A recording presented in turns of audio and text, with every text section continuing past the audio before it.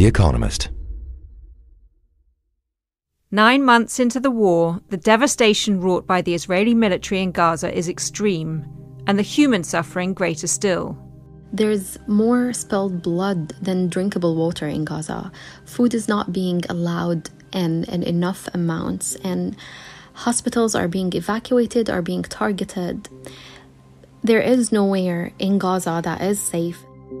The level of destruction is beyond probably anywhere that anyone's ever seen since, somebody visited Dresden after the Second World War. It's flat.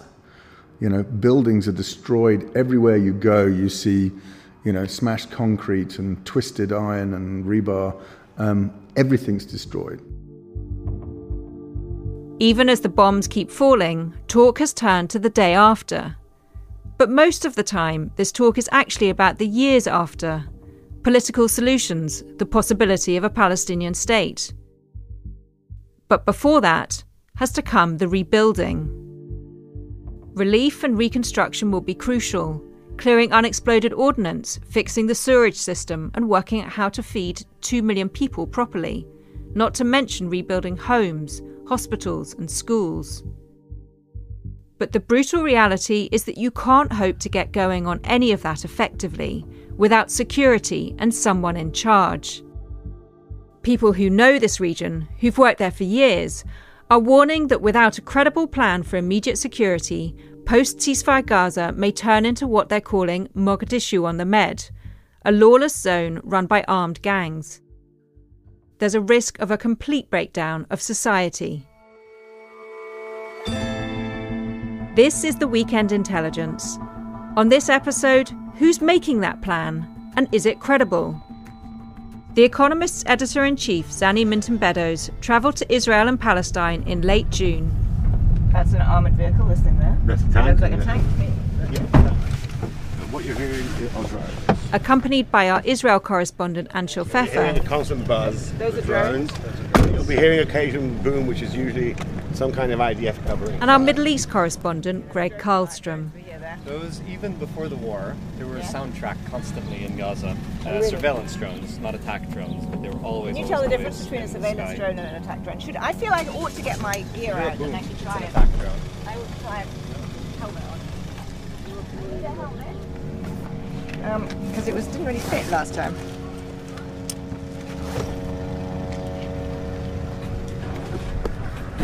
Come in. Am I in that one? Be careful.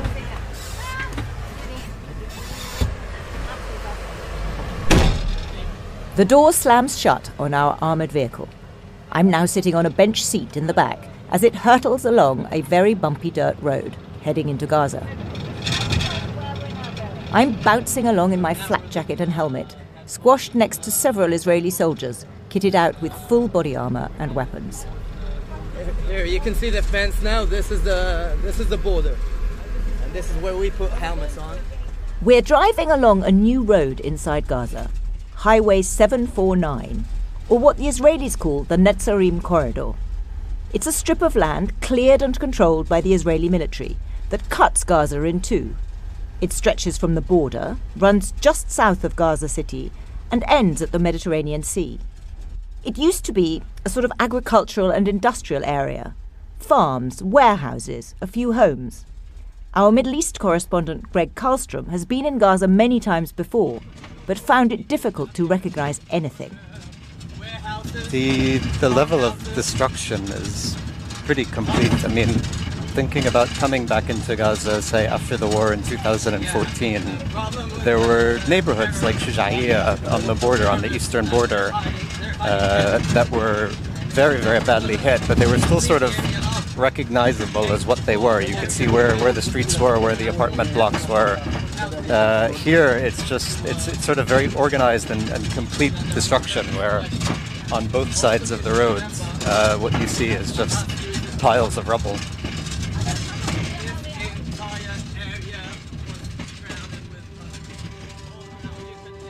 Analysis of satellite imagery suggests around 60% of all buildings in Gaza have been damaged or destroyed. Schools, hospitals, the sanitation system, mostly in ruins. Just clearing the rubble will take years, let alone the process of rebuilding. But that's the long view. I've come here to find out what happens on the real day after. What happens in the days, weeks and months right after the fighting stops, if it stops. After 9 months of war, the only way for international journalists to get into Gaza is still to do what's called an embed with the Israeli military. That means soldiers escort you, determining where you go and what you see. Unusually, Rear Admiral Daniel Hagari, head spokesman for the IDF, has decided to accompany us himself. The corridor had tunnels that were connecting North Gaza to South Gaza. Those were operational tunnels for Hamas to conduct the control over Gaza between the north and the south. We had just 2 rockets have been falling next to us, 150 yards from us. Okay. Just now. Okay, well, luckily I didn't even notice that 2 rockets had fallen 150 meters from us. And how often do rockets come like that? Is that all the time, or is that Probably twice a day. Twice a day. A couple of days ago, we had casualties. Yeah, I heard that. Because of this kind of rockets. Yeah. And where are they fired from? So they fire from the city of Gaza and also from the south part as well. That moment really drove home to me that even after 9 months of a sustained aerial bombing campaign and ground invasion, the IDF still doesn't have full control of the Gaza Strip. As the death toll climbs, towards 40,000, according to the Health Ministry in Gaza, and amid increasing international pressure on Israel and another round of ceasefire negotiations, my question is who will run Gaza when the dust settles, and with what legitimacy?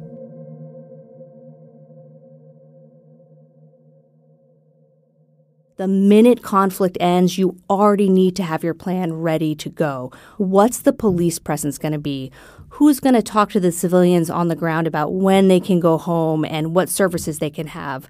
And absent that planning, you have set the foundations for long-term, perpetual conflict, which is devastating for civilians in Gaza and also really damaging and threatening for Israel's long-term security.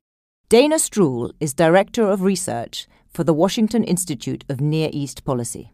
And up until 5 months ago, I was the Deputy Assistant Secretary of Defense for the Middle East, which means I was the top civilian official in the Pentagon leading implementation of American defense policy. The Americans have a bit of experience in post-conflict reconstruction, though Dana freely admits that in Iraq and Afghanistan, that experience is perhaps in knowing what mistakes not to make. But, she says, the key thing they've learned is about what's called the golden hour, the immediate period after the fighting stops, when the most important thing is to have a plan. And they have been trying to push their ally Israel into making one. We have plenty of examples of what it looks like for this planning to not happen. Societies that don't have a legitimate security presence to look to will go into whatever opportunity or entity there is for them to have some semblance of security, which basically means what we have in Gaza right now. It's either local criminal gangs, local armed groups, and in many places in Gaza, Hamas, who's actually providing security, making decisions about the distribution of humanitarian aid on the ground. Dana told me there are essentially 5 options for who provides security in Gaza when or if there is a ceasefire. The first is that Israel maintains a law enforcement and security presence inside Gaza. An occupation, in effect. That's obviously unacceptable to Palestinians and indeed most governments around the world, and something that Israeli leaders themselves have said they don't want. What many do want is some kind of international force. Many of the Israeli politicians you'll hear from are convinced that there is a pan-Arab coalition ready and willing to run Gaza. But start probing, and there seems little appetite from Arab governments to actually take on what would be a physically and politically dangerous role. Then there are the 2 options most people on all sides agreed would be a bad idea. getting private contractors to handle security, or the return of Hamas as a formal governing power in Gaza. Which leaves an option the Americans and most everyone else, except for the Israeli political establishment, favours. That's the return of control to the security forces of the Palestinian Authority. There are remnants of that previous security force that was affiliated with the Palestinian Authority before Hamas violently kicked them out. There are expectations that they would be willing to be retrained, come out of Gaza, get that training, get that equipping, and go back in. But it's going to be very challenging for that local security force. There's not a clear chain of command and control that's legitimate in the eyes of the local population. And finally, there's a likelihood that the remnants of Hamas and other violent extremists in Gaza are going to challenge that security force. The Palestinian Authority is run by Mahmoud Abbas and his Fatah political faction. They haven't been in power in Gaza for 17 years. Even its grip on the West Bank is tenuous. The Israeli military conducts raids at will, undermining its authority, what little authority it has, having not held elections since 2006. Some would say has already teetered to the other side of loss of legitimacy in the eyes of the Palestinian population in the West Bank. But nonetheless, that option of some reformed Palestinian Authority is one that the United States is pushing. Yes, and many across the Middle East and internationally are also talking about this.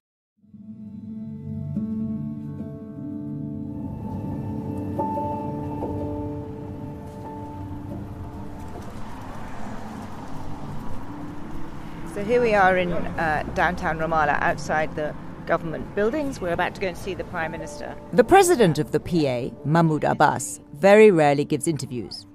But we have come to the Prime Minister's office to meet the man newly installed in that role, Mohammed Mustafa, an economist in his late 60s, one of the president's long-time advisors, who was appointed Prime Minister in March. Hi, Zanny Minton Beddoes. Very nice to meet you. Thank you. Thank you for having us. We were led upstairs to a large formal meeting room. The Prime Minister was initially wary about recording an interview, so we took our notebooks out. He began telling me about the financial problems facing the PA, which is being strangled by Israel's refusal to dispense its share of tax revenue. Reserves are running out. Government employees are only receiving part of their salary. He described the relationship with the Israelis as dysfunctional. They're not talking. He and his colleagues only found out that the money was being shut off when it didn't arrive. We spoke for over an hour, and at the end of our conversation, I asked if he'd go on tape. He conferred with an aide and left the room for a few moments, before returning with a piece of paper in hand. Well, okay, I'm going to say the following. I'm going to say that from a Palestinian government perspective, we have a responsibility towards our people in Gaza. This is a responsibility. And second, I would say that the lives of additional hundreds of thousands of people in Gaza is at stake here. If there is going to be a vacuum in governance and security in the next period, hundreds of thousands of people will be affected by this.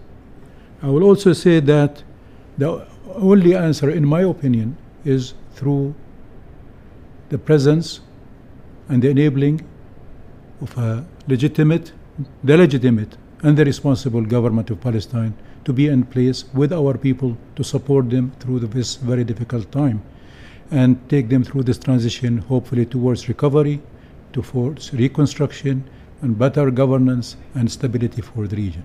In the absence of all of this, I'm afraid there will be more deaths and more instability that will affect not only our people in Gaza, but also people in the region. So I'll stop here. Okay, thank you. The overall sense I got, and what the Prime Minister was keen to convey, is that the Palestinian Authority not only believes it should have a role in Gaza after a ceasefire, but the role. And Prime Minister Mustafa and his cabinet are actively making plans and tapping people for this task. In fact, they've appointed a man from Gaza as the new Justice Minister.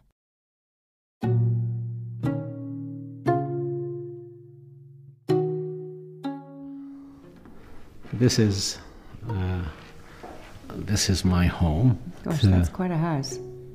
This is the villa. Wow. This is the swimming pool. And this is how it is. That's it now? Yeah, oh my God, and this is... That is a completely destroyed pile of rubble. Shahabil Al-Zaim is a tall man in his 70s, elegantly dressed and extremely punctual. He arrives at our Saturday evening meeting in Ramallah in a navy suit, a tiny Palestinian flag pinned to his lapel. Shahabil is a lawyer from Gaza City, and he told me that before the war, his firm handled about 60% of all commercial legal business in Gaza. Sometimes we were working 15, 18 hours a day. Business was perfect. His villa had not just a pool, but its own source of electricity. I know that this is something for normal people like in Britain nobody would think of. But for Gazans to have 24 hours electricity since 17 years, it's a dream. And when foreign dignitaries came to Gaza, guests like Tony Blair, John Kerry, like Catherine Ashton, Shahabil would host them. I was acting, if you wish, like a Minister of Foreign Affairs for Gaza. So you're clearly at the very top of the Gazan elite. What was it like with Hamas in charge? Were you close to Hamas? I was not close to Hamas. I had relations. I must have some kind of relations. I used to, for instance, many of my clients, if they are international clients, the laws prevent them from paying any kind of taxes in Gaza. So I used to negotiate how we can manage that through public service. For instance, some donations, buying some medicines. So it's alternative tax payments. Alternative methods. So I said we will pave a road in Gaza, and that will be our taxes for this year and next year. Another client paid for the new surgery department at Shifa Hospital, the main medical facility in Gaza, which has now been destroyed by the IDF. Shahabil is basically a fixer, a mover, and a shaker. He talks to everyone and maintains relations because that's what he needs to do. He tells me proudly he answers every phone call from anyone.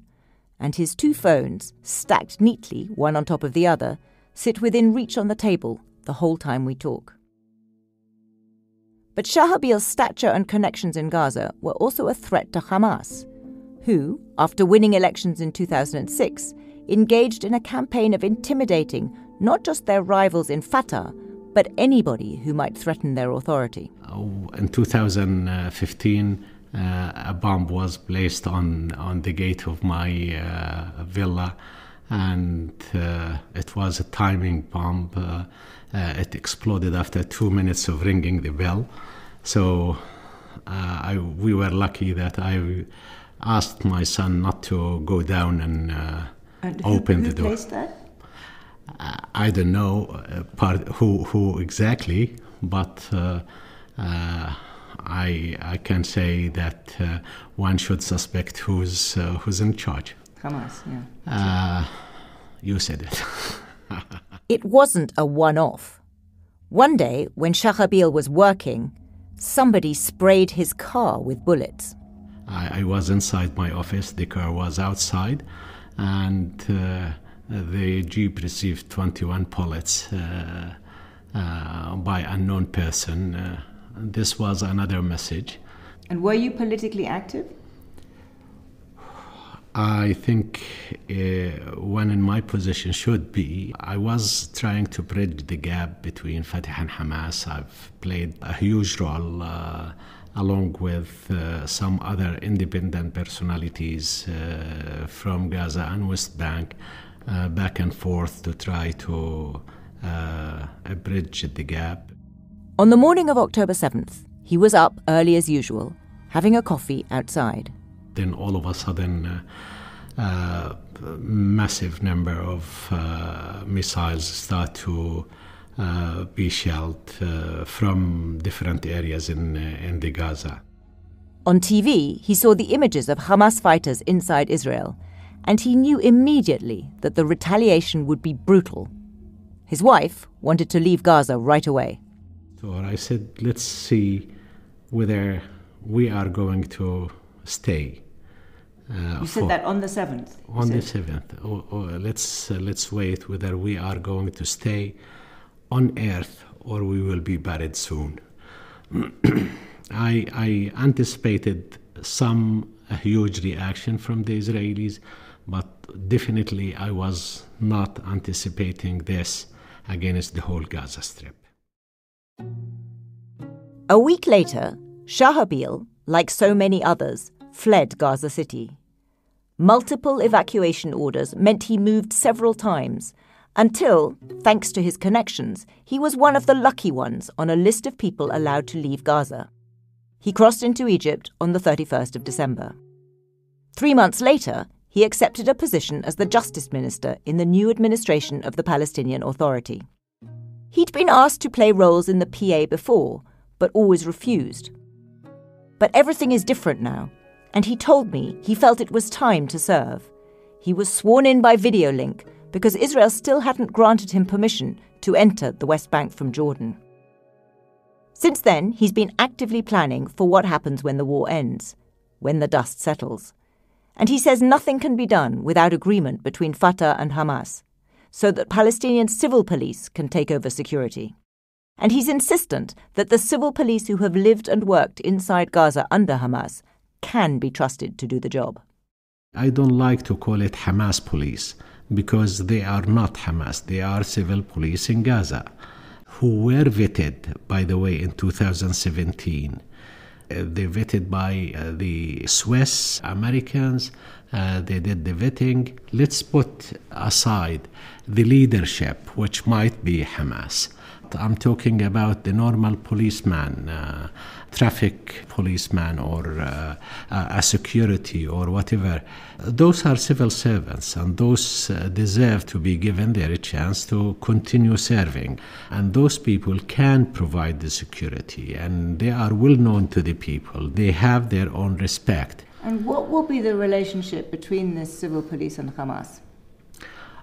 I don't think that Hamas will or should be in the picture on the day-to-day running of the life of the civilians in Gaza. And they have several times, they have said that we are willing to step back from governing Gaza or ruling Gaza or controlling Gaza. Are you talking to Hamas now? Well, are you asking me if I'm committing any illegal activities or not? I'm not. I'm asking you as a Gazan, a leader now, who is clearly very practical and who wants to do what is most effective. I guess if I put it to a different way, do you think you can make any progress on the path you've laid out without actively talking to Hamas? I don't think so. But I'm willing to do whatever I'm asked by the Prime Minister and the President in order to achieve what we are supposed to achieve. It's clear that the Palestinian Authority wants to play a role, and that its leaders feel they are ready.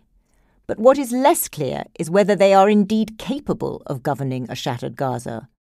There have already been some efforts to re-establish a Palestinian Authority security presence inside Gaza, and it has not gone well.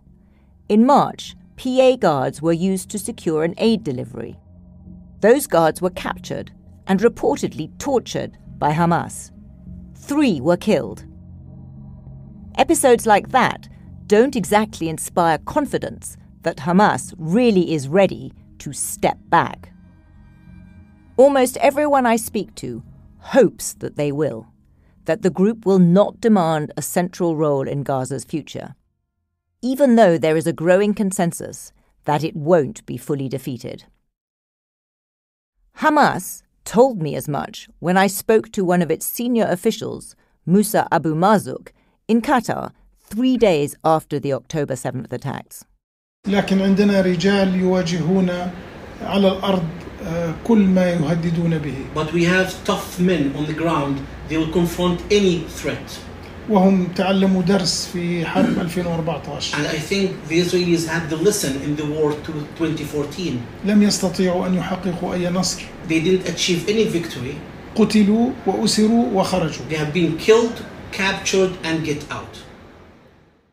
And Bassem Naim, a member of Hamas's political bureau, is still saying it now. After 9 months, supported by all these superpowers, they cannot have a soldier who can move freely in Gaza. Okay, they can come with tanks, they can shell from the sea and from the ground, from the air. But how much are they able to stay there and to control the area? Our Middle East correspondent, Nick Pelham, met with him recently in Istanbul. I am here accidentally because I left Gaza 1 week before for a conference in Istanbul. Naim said that sure, Hamas has had phases of plateau or decline in its 50-year history, but he was convinced they would endure. The curve is steadily rising upwards. Towards what? Towards Hamas is today stronger when it comes to popularity, when it comes to its political position within the Palestinian arena, at the regional level, at the international level, when it comes to capability of Hamas to fight for its goals of freedom and dignity of the Palestinian people. The problem is, while most rule out any role for Hamas, the Israelis won't countenance having the Fatah-run PA in charge either. One official close to Prime Minister Benjamin Netanyahu described the PA as a problem, confirmed that the Israeli government wasn't talking to them, but instead unspecified local Palestinian elements in Gaza. The Israeli government has been attempting to make contact with a handful of powerful families, big clans which used to wield huge clout in Gaza and are still influential. The idea seems to be to sidestep the PA and Hamas, or any organised political body that might conceivably form a future Palestinian state, and use these families as a kind of ersatz governing power. Shahabil is doubtful. I give it less than 1 per 1,000 that such a dream of the Israelis would work. All the clans, the big families in Gaza, they are by nature much more nationalistic than anyone can believe. You can find one person who are willing to collaborate with the Israelis, but you cannot find their family. And the Israeli wishes is not a commands of others that can be fulfilled just by blink of an eye. And that's if there was a unified Israeli wish at all. The real problem is not only that some Israeli officials are pinning their hopes on improbable ideas, it's that there is no consensus within Israel, let alone a clear government plan, on what the day after in Gaza should look like. One official assured me that there is a detailed government plan, but couldn't say what it is because if word got out that the plan came from Israel, it would be dead on arrival. Let's assume that's true. There's still a question as to whether Netanyahu and his advisors will even be in power to implement this Schrodinger's plan. 3/4 of Israelis want Netanyahu to resign, either immediately or once the war ends. He has no plans to do so, but pressure is growing in Israel's parliament and on the streets.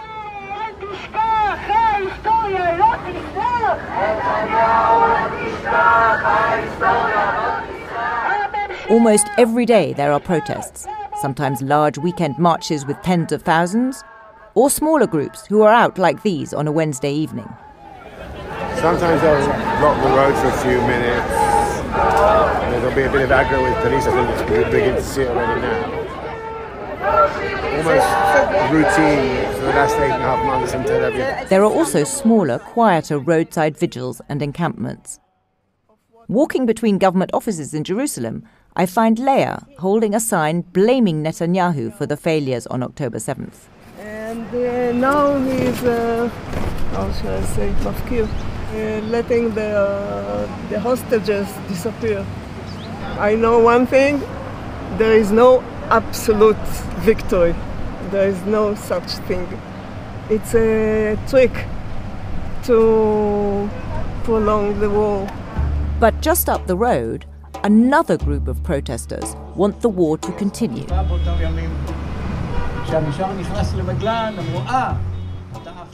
22-year-old Yael is holding a poster of her brother, a soldier.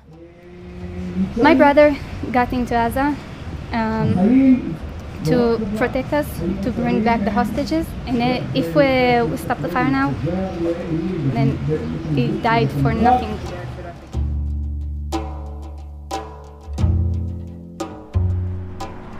It's very striking when you're here in Israel. The mood here is just so different than anywhere in the rest of the world, in the sense that you see everywhere, look, hostage signs everywhere, bring them home now, bring them home. There are statues to hostages, there are protests. It feels like it's just after October 7th, and there's virtually no mention of Gazan civilians. Unless I actually bring it up, no one brings it up in any conversation ever. And I think that's, if you're having a policy conversation, if you're talking to anybody in the Israeli army, it's all about security. If you're talking to politicians, it's about different ways to ensure Israel's future security. The polls were turning against a two-state solution even before October 7th. But that just seems so far away from people's sense of what the challenge is here. They just look, bring them home, scribbled there in graffiti. Everywhere, it's the hostages and it's Israeli security. That's the prism through which this is seen.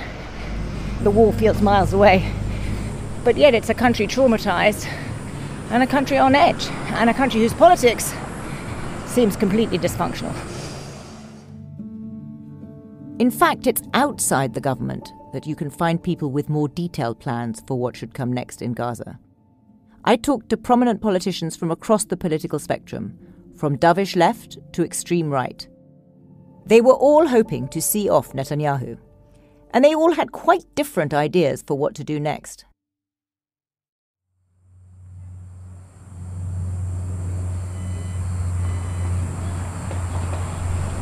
Sitting outside a cafe overlooking Jerusalem, we meet Yoaz Hendel. He's a lieutenant colonel in the IDF who has spent most of the last 9 months in Gaza. He's straight out of central casting. Tall, tanned, a pair of sporty, iridescent sunglasses on his head. He's also an ex-minister. He served under Netanyahu in the past. But Yoaz has been organizing a new centre-right party of reservists, planning to run against Netanyahu in the next election. Yoaz isn't fussed who runs civilian affairs in Gaza, so long as the Israeli military can still conduct operations. There will be Palestinians that control the municipal issues, including security, but we will have an ability to get in and out whenever we would like to. And will it be the PA or some other? I don't care. I know for my heart that it does matter. Whoever will be there probably will hate Israel.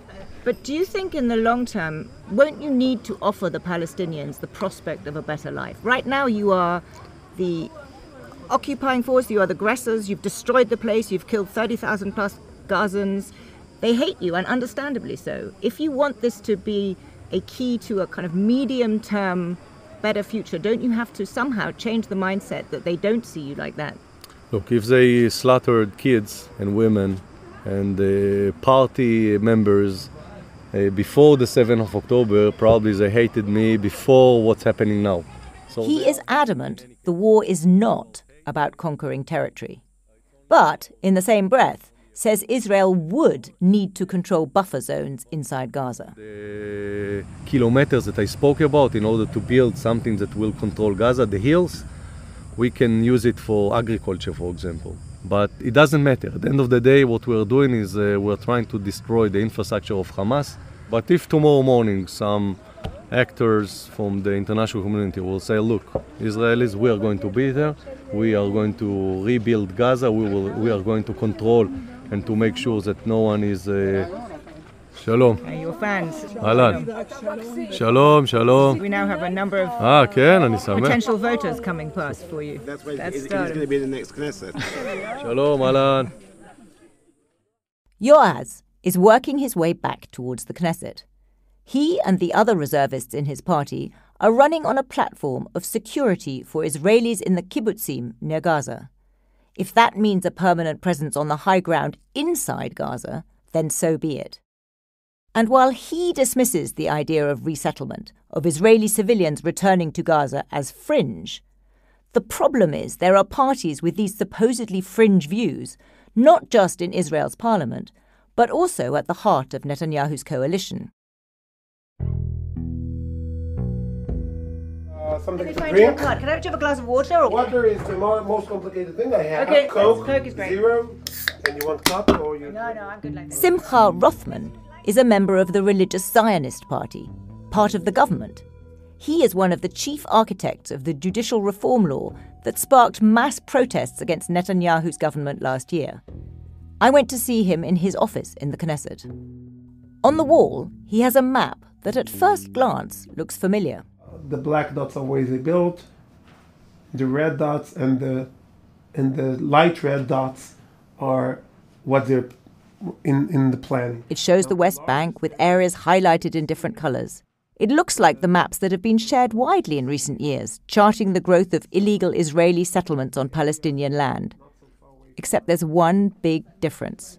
This is a map of the takeover, the illegal takeover against the Oslo Accords by the Palestinians.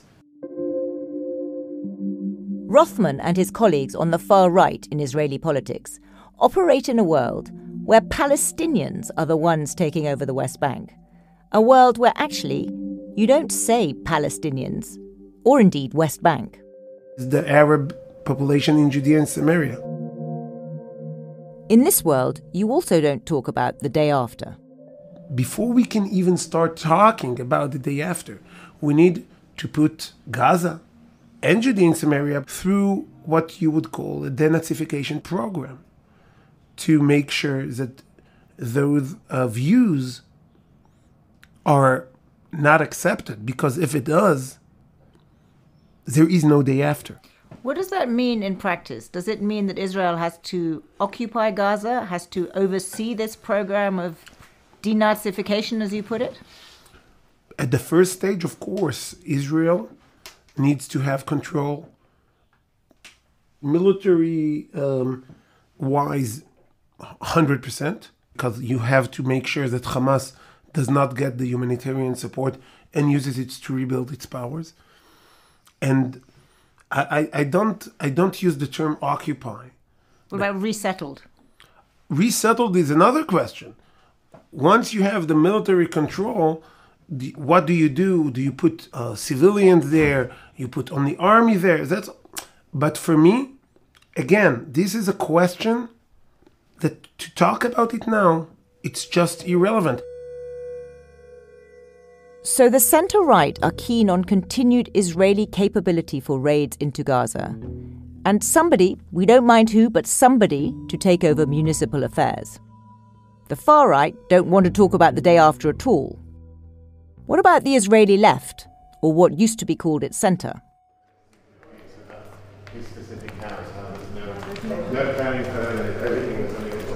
We've left Simcha's office, and Anshel is winding us through the Knesset to meet another politician.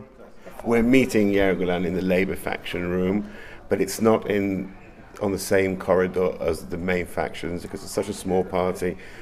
This party that founded Israel is now at the very edge of, basically in Siberia of the Knesset. We were looking for a bottle of water in the kitchenette and all the cupboards were full of loo roll because it's not even a functioning kitchen they have there, so it kind of shows. My conversation with Yair Golan starts with the same question I've asked everyone so far.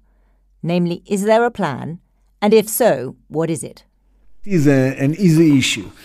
I start with the easy stuff. Unfortunately, our government has no plan for the Gaza Strip right now. And I think that the main reason for that is not because it's so hard to imagine how to move forward with the Gazans, or with Hamas, or with any other Palestinian element in the Gaza Strip. The main issue here is political considerations. And this is a shame, because it's so wrong to conduct a war without clear political goals. It's not enough to destroy the military capabilities of Hamas. You need to provide alternative, because without alternative, all we will get is less and less law and order, an ongoing threat of terror. What is the shape of the new alternative? I think that the Palestinian Authority alone cannot do it. Why? It's too weak. So they need a help. Help could be provided by the moderate Sunni countries. Their interest is to stabilize the region and to block the influence of Iran in any destabilizing area. The way Israeli politicians talk, you might think that Arab countries, Egypt, Jordan, Qatar, the UAE or Saudi Arabia, are lining up to assist them to rebuild and run Gaza. Some of those countries have said they're happy to contribute with money and aid. The UAE even says it might join a stabilization force, but under conditions that are unlikely to be met. And in private, our conversations with Arab officials do not suggest a deep well of enthusiasm for the task of actually being in charge of security or law and order. And Dana Stroul, the ex-Pentagon advisor, isn't even sure that they are up to it.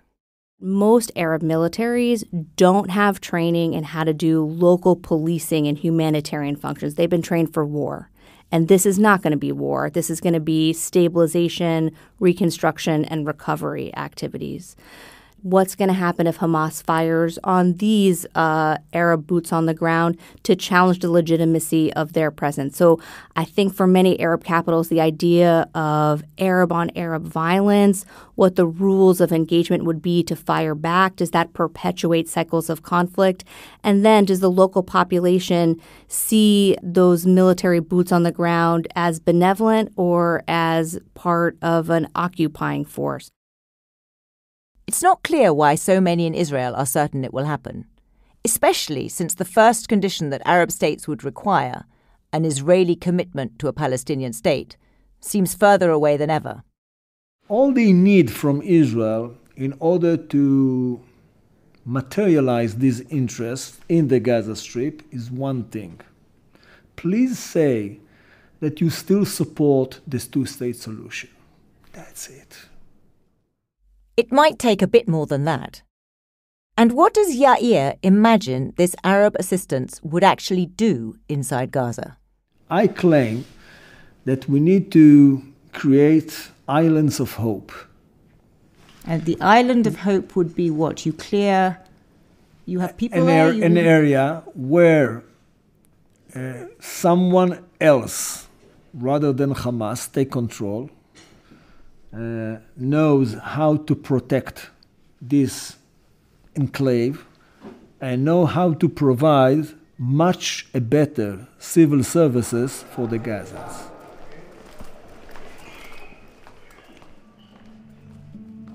I left the Knesset thinking that what was once fringe is now in the heart of government, and that the traditional moderate Israeli left has been marginalized, literally pushed to the back blocks of the parliament building. But interestingly, that man from the marginalized centre-left has a plan not all that different from the ideas of a powerful figure on Israel's centre-right. I'm Naftali Bennett, a former Prime Minister of Israel. He told me that what is needed is an intensification of the military operations, a surge, but focused on one part of Gaza to create something pretty similar to Yair Golan's Islands of Hope.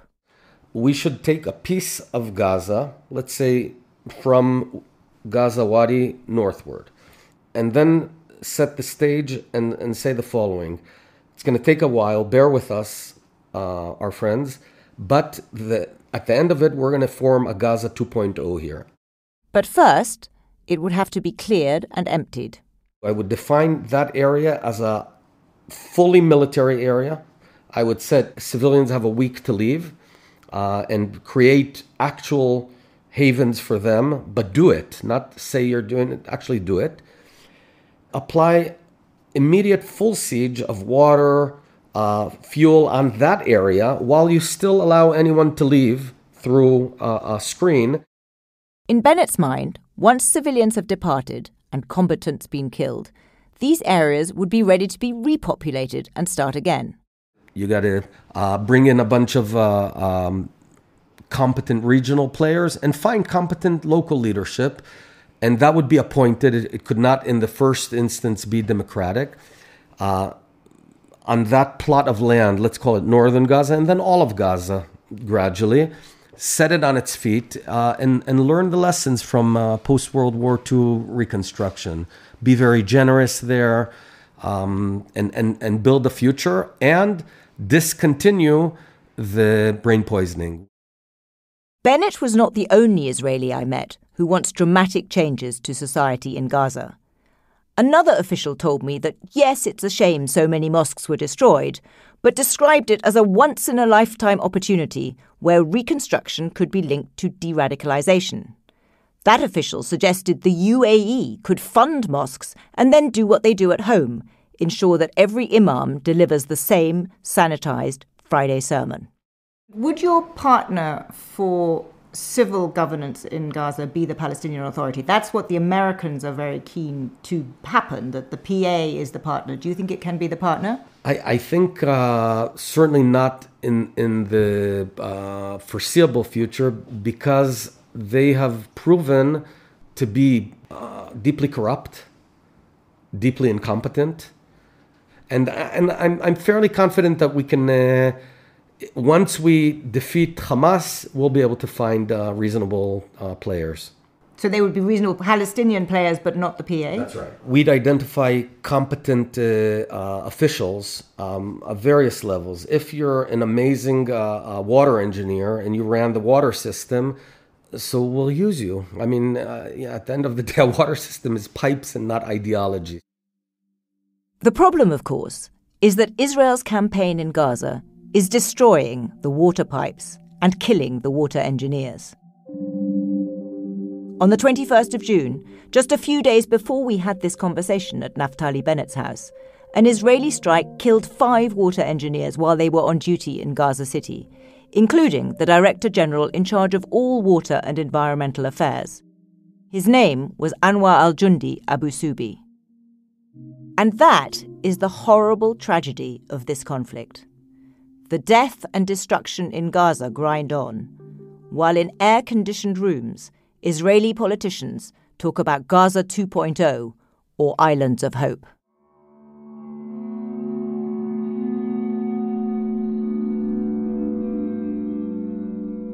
I want you to imagine surviving bombing, displacement, starvation, dehydration for 9 months, and you're still being ordered again to evacuate. Tarneem is in Deir al-Balah. She's local staff for an international NGO.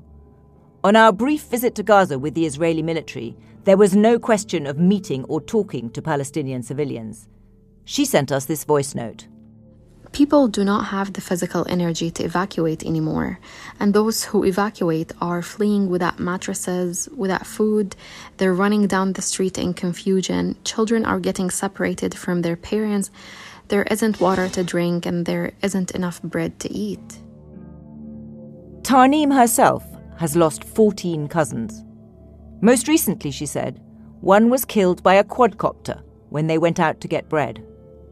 Like almost everyone in Gaza, Tarneem's own house has been destroyed, and she has moved several times. First from her home in central Gaza, then to Rafah, now back to Deir al-Balah.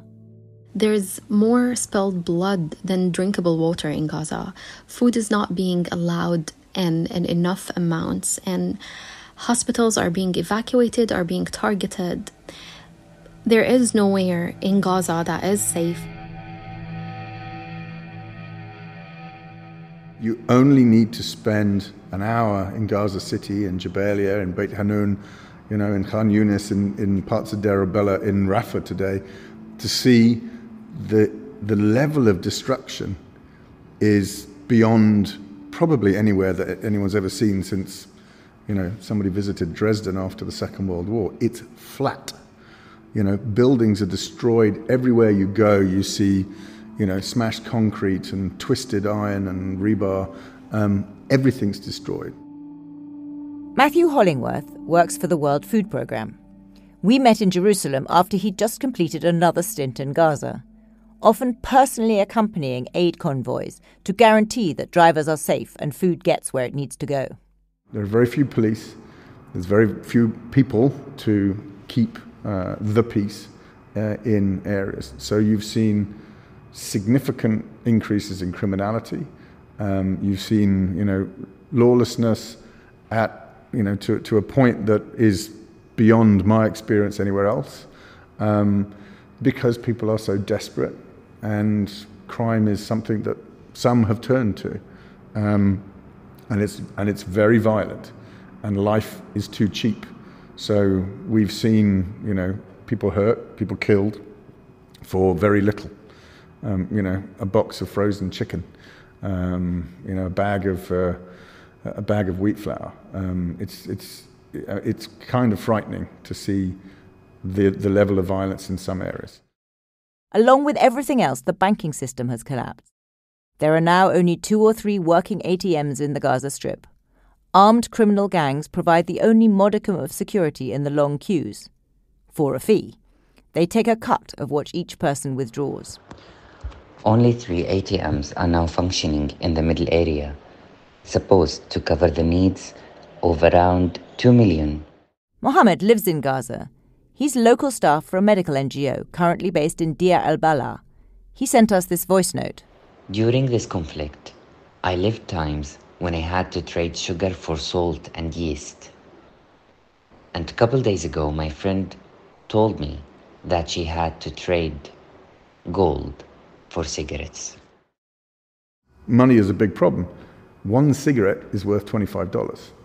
One cigarette. So now cigarettes are not. It's not just for smokers. Cigarettes are the tradable currency of Gaza. Cigarettes coming primarily from Egypt through the Karam Shalom Israeli crossing into the Strip, has added more violence and lawlessness in that area, or added to it. People talk about Gaza becoming Mogadishu on the Med. Is it already Mogadishu on the Med? I think there are moments, there are times where you're in places that it seems like there is a complete, breakdown of law and order, and it feels that you're in a Mad Max movie. But it's not everywhere. And you still can go into a community where, the local mayors, the older women of the community, the respected people have organized themselves and are looking after the young ones, and are looking after the most vulnerable, and looking after disabled people, and trying to make sure that they support their community. And who do you have? Who provides the security for you? In what sense? Well, you said that you have the convoys, and then they are accompanied. Who is accompanying them? That's us. We are accompanying. There's no security in terms of police force, or we don't use armed security. We're going ourselves. We are essentially relying on our team's ability to talk their way through issues and incidents. But they aren't always able to. And aid convoys have been attacked and looted. Palestinian businessmen say that this doesn't happen to their own trucks and drivers because they're part of the social fabric of Gaza. They are my brothers and my cousins and my sons, etc. So am I going to attack them? No. This is Ali Shath, an engineer from Rafah. In October last year, he was in the middle of a project to bring more investment from the West Bank to Gaza and had been granted a rare permit to leave for meetings. He's stuck outside Gaza now, watching on helplessly as family members die. We spoke in Ramallah, in the large basement conference room of a big hotel in the city. A city which has sort of ground to a halt. Workers from the West Bank haven't been allowed into Israel since October 7th. Few people are making much money. The restaurants are quiet, and so is the hotel. Investment plans feel far away. Ali has been agitating for a greater role for people like him in getting supplies into Gaza. But nothing is moving. Because apparently this war is not a traditional war. It's, as you know, genocide, and part of the system is to make people hungry and running from place to place. My family, I am from Gaza. I lost my father and my house and my father's house in this war. My family, they were running from Gaza city. We were living just close to Shifa Hospital, running to Khan Yunis, according to the ultimatum made by the Israeli IDF. But they are even trying to kill people moving to those secure places, hit those secure places. I mean, you shouldn't then move people, clean that place the way you like, and then move people to it. You have been 9 months now. You failed. You failed, Netanyahu, you failed. And Ali is scathing of the assertion that the Israeli army must be allowed to continue incursions into Gaza, or to hold on to the areas they have cleared and controlled, like the Netzarim corridor, and another swath of territory on the border with Egypt called the Philadelphia corridor. He sees it as a way for Netanyahu to permanently divide Gaza. Split Gaza in 2 or 3 pieces by those corridors he's creating, like Netzarim corridor, and he would like to continue this hot pursuit mechanism of killing in Nusayrat, tomorrow in Jabalia, after tomorrow in Gaza, in Rafah, and so forth. We are not Iraq. We are not Afghanistan. Those models, you have applied them there and you failed. It's our land here. It's our issue, our question. But nothing he has heard has made him optimistic about Gaza's immediate prospects. I believe it will be the largest refugee camp in the world. It used to be, for the last 17 years, the largest prison in the world, containing 2.3 million people. Now it will be the largest refugee, internally displaced people camp in the world. The world have not seen that before, Guinness record. And that is disastrous when I think about it, because I know that there are 40 million tons of rubble. There are 10,000 bodies under the rubble. There are children, lost arms and legs. There are women, pregnant women, they cannot eat, they cannot be treated. There are elderly people killed by thousands. This is not a war against militants. This is killing of people and converting this huge area into a refugee and displacement and internally displaced camp, a huge one, in tents, and you live 10 years in those tents until we find you some mechanism of rebuilding. But there is a scenario where they do stop the war in the sense that they stop large-scale operations. They withdraw to the border, but they continue to go in when they feel they need to take out a senior Hamas person. So there are occasional, but much less than now. Can we do that, Madam, here in the West Bank? No, I'm not making a judgment of whether this is right. I'm just laying out a scenario that I actually think is quite probable. That the Israelis say that for their own security, they need to have the capability to do that. Okay. In that scenario, what happens? We will not compromise anything for the long-lasting political solution of the 2 states. If we stay in camps for another 100 years, simply we need a solution rather than a temporary measures. Because we have people in Israel here, are making life nightmare for the people in the West Bank. Are you going to allow the Palestinians to pursue them, hot pursuit, like they are giving hot pursuit for Hamas in Gaza? You are not. You are looking at one angle only.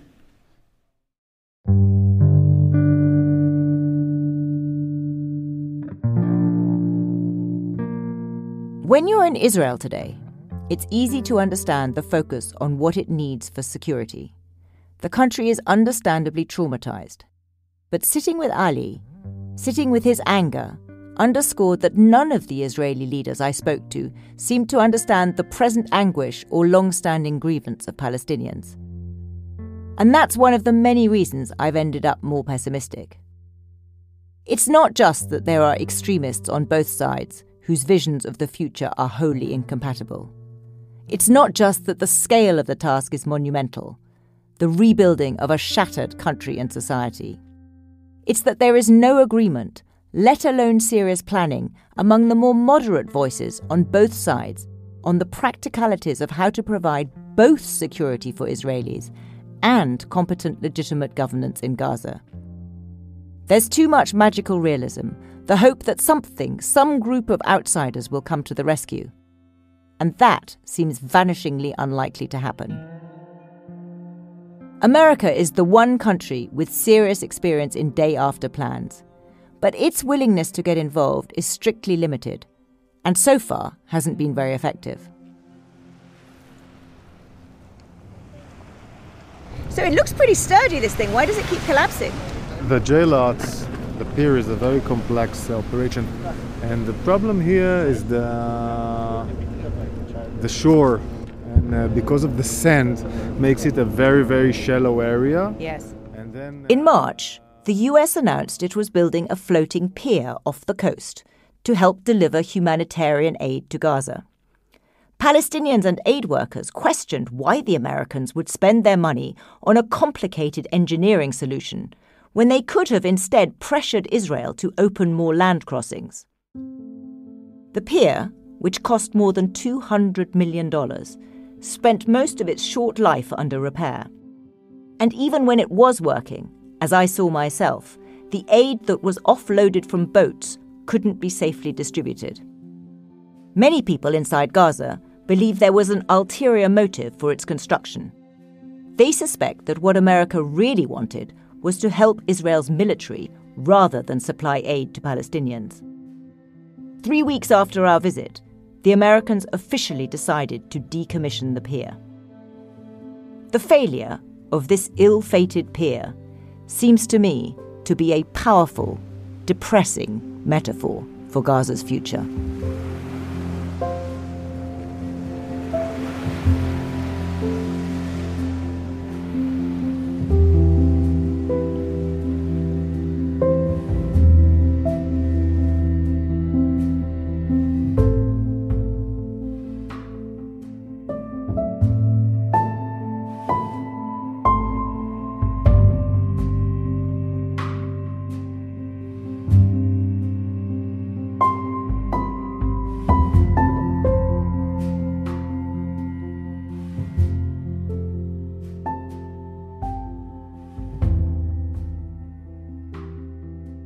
Thanks for listening to this episode of the Weekend Intelligence, which was presented by Zanny Minton Beddoes, with reporting from Greg Karlstrom, Anshul Pfeffer, Gareth Brown, Nicholas Pelham and Heidi Pett.